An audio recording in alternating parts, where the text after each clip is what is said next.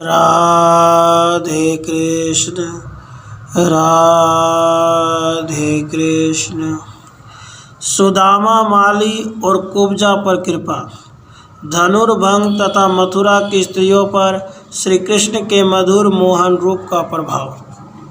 श्री नारद जी कहते हैं, राजन, उसके बाद ग्वाल बालों सहित नंद नंदन श्री कृष्ण और बलराम सुदामा नाम वाले एक माली के घर गए, जो फूलों के गजरे बनाया करता था। उन दोनों भाइयों को देखते देखते वह माली उठकर खड़ा हो गया। उसने हाथ जोड़कर नमस्कार किया और फूल के सिंहासन बिठाकर गदगद वाणी में बोला। सुदामा बोला, धन्यम कुलम मे भवनम च जन्म तव्या गते देव कुलानि सप्त मातु पितु सप्त तथा प्रियाया वैकुंठ लोकम गतवंती मन्ये भूभार महर्तुमलम वेदो कुले जातौ युवा पुंतमो परस्वरे नमो युवाभ्याम मम दिन दिनम गृहम गताभ्याम जगदीश्वरो परो। हे देव, यहाँ आपके शुभ आगमन से मेरा कुल तथा धर दोनों धन्य हो गए। मैं ऐसा समझता हूँ कि मेरी माता के कुल की 7 पीढ़ियाँ, पिता के कुल की 7 पीढ़ियाँ तथा पत्नी के कुल की भी 7 पीढ़ियाँ वैकुंठ लोक में चली गई। आप दोनों परिपूर्णतः परमेश्वर हैं और भूतल का भार उतारने के लिए इस यदुकुल में अवतीर्ण हुए हैं। मुझ दिन अति दिन के घर आए हुए आप दोनों भाइयों को नमस्कार है। आप परात्पर जगदीश्वर हैं। नारद जी कहते हैं, राजन, यूँ कहकर माली ने पुष्प निर्मित सुंदर हार और भ्रमरों के गुंजा से निनादित मकरंद, इत्र, फुलेल आदि निवेदन करके प्रणाम किया। बलराम सहित भगवान श्री हरि ने उस पुष्प राशि को धारण करके निकटवर्ती गोपों को भी दिया और हंसते हुए मुख से उस माली से कहे, सुदामन, मेरे चरणाविंदों में सदा तुम्हारी गुरुतर भक्ति बनी रहे। मेरे भक्तों का संग प्राप्त हो और इसी जन्म में तुम्हें मेरे स्वरूप की प्राप्ति हो जाए। उसके बाद बलदेव जी ने भी इसे उसके कुल में निरंतर बढ़ने वाली लक्ष्मी प्रदान की। राजन, फिर वे दोनों भाई वहाँ से उठकर दूसरी गली में गए।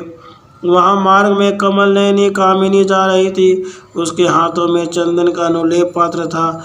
अवस्था में वह युवती थी, किंतु शरीर से कुबड़ी दिखाई देती थी। माधव ने उससे पूछा। श्री भगवान बोले, सुंदरी, तुम कौन हो और किसकी प्रिया हो? किसके लिए चंदन ले जा रही हो? हम दोनों को भी यह चंदन दो, इससे शीघ्र ही तुम्हारा कल्याण हो। शैलेंद्री बोली, सुंदर शिरोमणि, मैं कंस की दासी हूँ। महामते, मेरा नाम कुब्जा है। मेरे हाथ का घिसा हुआ चंदन भोजराज कंस को बहुत प्रिय है। अब तो मैं कंस की ही दासी रही हूँ, किंतु इस समय आपके सामने उपस्थित हूँ। हाथी के शुभ दंड की भांति जो आपके ये बलिष्ठ भुजदंड है, इनमें मेरा मन लग गया है। आप दोनों भाइयों को छोड़कर दूसरा कौन ऐसा पुरुष है जो इस चंदन अनुलेपन के योग्य हो? आप दोनों भाइयों के समान सुंदर रूप तो त्रिभुवन में कहीं नहीं है। नारद जी कहते हैं, राजन, हर्ष से भरी हुई कुब्जा ने उन दोनों भाइयों के लिए स्निग्ध अनुलेपन प्रदान किया। उस अंगराग से वे दोनों बंधु बलराम और श्री कृष्ण बड़ी शोभा पाने लगे। वर्ज के अन्य बालकों ने भी थोड़ा थोड़ा वह दिव्य चंदन ग्रहण किया। कुब्जा 3 जगह से टेढ़ी थी। श्री कृष्ण ने उसे तत्काल सीधी करने का विचार किया। उन सर्वव्यापी परमेश्वर ने अपने चरणों द्वारा उसके पैर के अग्रभाग को दबाकर उतार हाथ की 2 उंगलियों से उसकी ठोड़ी पकड़ ली और लोगों के देखते देखते उसके 3 जगह से टेढ़े शरीर को उचका दिया। फिर तो वह उसी समय छड़ी के समान देह वाली अत्यंत रूप सौंदर्य से संपन्न तनवंगी तरुणी हो गई और अपनी दीप्ति से रंभा को भी तिरस्कृत सी कहने लगी। उसके हृदय में काम भाव का उदय हुआ और उससे विह्वल हो उस पवित्र मुस्कान वाली शैलेंद्री ने श्रीहरि का वस्त्र पकड़कर इस प्रकार कहा। शैलेंद्री बोली, सुंदर परवर, अब तुम शीघ्र ही मेरे घर चलो। निश्चय ही मैं तुम्हें छोड़ नहीं सकूंगी। तुम तो सबके मन को जानने वाले हो। मुझ पर कृपा करो। रसिक शेखर मानद, तुमने मेरे मन को बड़े वेग से मत डाला है। श्री नारद जी कहते हैं, राजन, तब सब गोप, ओह, यह क्या? परस्पर यूँ कहते हुए ताली पीट पीट कर हंसने लगे। बलराम जी बड़े गौर से यह सब देख रहे थे। उस सुंदरी के अपने घर चलने के लिए प्रार्थना करने पर भगवान श्री हरि ने यह उत्तम बात कही। श्री भगवान बोले, ओहो, यह मथुरापुरी अत्यंत धन्य है, जहाँ बड़े सौम्य स्वभाव के लोग निवास करते हैं, जो अपरिचित राहगीरों को भी अपने घर बुला ले जाते हैं। सुंदरी, मैं घूम फिर कर मथुरापुरी का दर्शन करके तुम्हारे घर अवश्य आऊँगा। नारद जी कहते हैं, राजन, स्नेहमयी वाणी द्वारा यो कहकर श्री कृष्ण ने उसके हाथ से अपने दुपट्टे का छोर खींच लिया और राजमार्ग पर आगे बढ़ते हुए उन्हें कुछ धनी वेश्य दिखाई दिए। उन उत्तम बुद्धि वाले वेश्यों ने पान, फूल, इत्र, दूध और फल आदि द्वारा श्रीहरि का पूजन करके उन्हें उत्तम आसन पर बिठाया और उनके चरणों में प्रणाम किया। वेश्य बोले, देव, यदि यहाँ आपका राज स्थापित हो जाए तो आप हम आत्मीयजनों का सदा ध्यान रखें। हम आपकी प्रजा हैं। प्रायः राज्य मिल जाने पर कोई किसी का स्मरण नहीं करता। नारद जी कहते हैं, राजन, तब अच्युत ने सुंदर मंद मुस्कुराहट के साथ उन वेश्यों से पूछा, धनुष का स्थान कहाँ है? किंतु ये वेश्ये बड़े चालाक थे। उन्हें धनुष के तोड़ दिए जाने की आशंका हुई, इसलिए वे भगवान को उसका स्थान नहीं बता रहे थे। किंतु उनके रूप, गुण और माधुर्य से मोहित जो अन्य मथुरावासी थे, उन्हें धनुष दिखाने की इच्छा से बोले, कुमार, आइए, देखिए वह धनुष। तब उनके दिखाए हुए मार्ग से श्री कृष्ण ने धनुषशाला में प्रवेश किया। वे मथुरावासी समवयस्क पूर्व बालकों के साथ मैत्री भाव की स्थापना भी करते जाते थे। वह धनुष सुनहरे बेल बूटों से चित्रित था। उसकी लंबाई 7 ताड़ के बराबर थी। वह देखने में इंद्रधनुष सा जान पड़ता था। वह इतना अधिक भारी था कि 5000 मनुष्य एक साथ मिलकर ही उसे एक स्थान से दूसरे स्थान पर ले जा सकते थे। उसका निर्माण 8 धातुओं से हुआ था। वह कठोर धनुष 1 लाख भार के समान भारी था और चतुर्दशी तिथि को पूर्ववासियों द्वारा पूजित हो यज्ञ मंडप में स्थापित किया गया था। पूर्व काल में भृगुकुल नंदन परशुराम जी ने राजा यदु को वह धनुष दिया था। माधव श्री कृष्ण ने उसे देखा। वह कुंडली मारकर बैठे हुए शेषनाग के समान प्रतीत होता था। लोग मना करते रह गए, किंतु श्री कृष्ण ने हठ पूर्वक उस धनुष को उठा लिया और पूर्ववासियों के देखते देखते खेल खेल में उसके ऊपर प्रत्यंचा चढ़ा दी।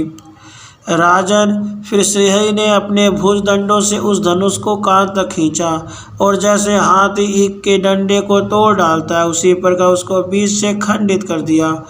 टूटते हुए उस धनुष की टंकार बिजली के गड़गड़ाहट के समान प्रतीत हुई। इससे भू आदि 7 लोकों तथा 7 पाताल सहित सारा ब्रह्मांड गूंज उठा।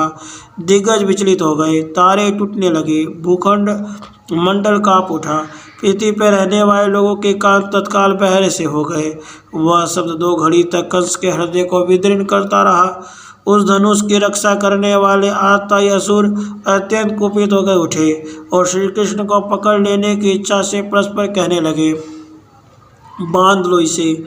उन्हें सशस्त्र आक्रमण करते देख बलराम और श्री कृष्ण ने धनुष के दोनों टुकड़े लेकर उन दुर्मद दैत्यों को बड़े वेग से पीटना आरंभ कर दिया। धनुष खंडों के अत्यंत प्रबल प्रहार से कितने ही वीर तत्काल मूर्छित हो गए। किन्हीं के पांव टूटे, किन्हीं के नख फूटे, कितनों के कंधे एवं बाजूदंड खंडित हो गए। इस प्रकार 5000 दैत्य वीर भूमि पर प्राण शून्य होकर सो गए। समस्त मथुरावासियों में हलचल मच गई। बहुत से लोग उस घटना को देखने के लिए दौड़े आए। नगरी में सब और कोलाहल होने लगा और वहां के लोगों के मन में बड़ा भारी भय समा गया। भोजराज कंस के सभा मंडप का छत्र अकस्मात टूटकर गिर पड़ा।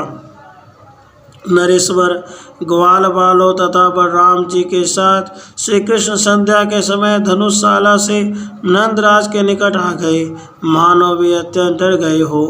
गोविंद का वह अद्भुत सुंदर रूप देखकर मथुरापुरी की वनिताएं विशेष रूप से मोहित हो गई। उनके वस्त्र खिसक गए, गूंथी हुई चोटियां ढीली पड़ गई। हृदय में प्रेम जनित पीड़ा जाग उठी और वे अपने सखियों से परस्पर इस प्रकार कहने लगी। पूर्व स्त्रियां बोली, सखियों, करोड़ों कामदेवों की कांति धारण किए श्रीहरि बड़ी उतावली के साथ मथुरापुरी में स्वच्छंद विचरने लगे हैं और जिन किन्हीं युवतियों ने उन्हें देखा है उन हम जैसी सब स्त्रियों के समस्त अंगों में वे अनंग बनकर समाविष्ट हो गए हैं। कुछ चतुरा स्त्रियों ने कहा, क्या इस पुरी में ऐसी क्रूर स्त्रियां नहीं हैं जो अनंग मोहन श्री कृष्ण के सारे अंगों को घूर घूर कर देखती हैं?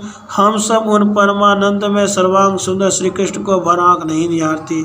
सखी, किसी एक ही अंग में सौंदर्य माधुर्य दिखाई देता है और वही हमारे नेत्र पतंग के समान टूट पड़ते हैं, परंतु जो सर्वांग सुंदर एवं मनोहर है उन्हें केवल नेत्र से पूर्णतः कैसे देखा जा सकता है? नंद नंदन का अंग अंग सुंदर है, उसमें जहाँ जहाँ भी दृष्टि पड़ती है वहीं वहीं परम सुख पाकर वहाँ से लौटने का नाम नहीं लेती। वे लावण्य के महासागर हैं, उनमें हमारा चित्त किस तरह लग गया है, मानो उसी में डूब गया हो। मिथिलेश्वर नगर के जिन स्त्रियों ने दिन में वज्रानंदन को देखा उन्होंने स्वप्न में भी उन्हीं का दर्शन किया। फिर जिन्होंने रास मंडल में उनके साथ रास लीला की वे गोपांगनाएं उनके मधुर मनोहर रूप का कैसे निरंतर स्मरण न करे। इस प्रकार श्री कृष्ण संहिता में श्री मथुरा खंड के अंतर्गत नाथ बहुला संवाद में मथुरा दर्शन नामक 6वां अध्याय पूरा हुआ। राधे कृष्ण, राधे कृष्ण।